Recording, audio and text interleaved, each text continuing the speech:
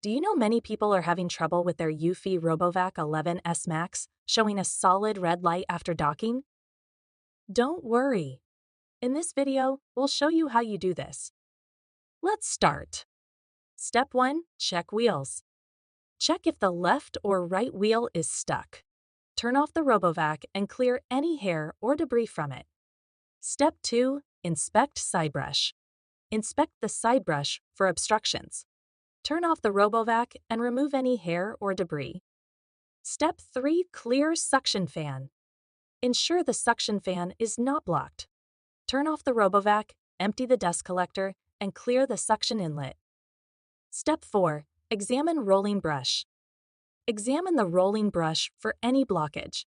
Turn off the RoboVac and remove any hair or debris. Step 5. Manual charge. Manually charge the RoboVac for at least 5 hours if the red light persists after following the above steps. By following these steps, you should be able to resolve the solid red light issue on your RoboVac 11S Max. Still need help? Visit our website for the complete manual. There you will also find questions and answers from other Eufy users. Did you find this video helpful? By subscribing, you help us continue to answer users' questions. So, subscribe to our channel. Thanks for watching, and see you in the next video.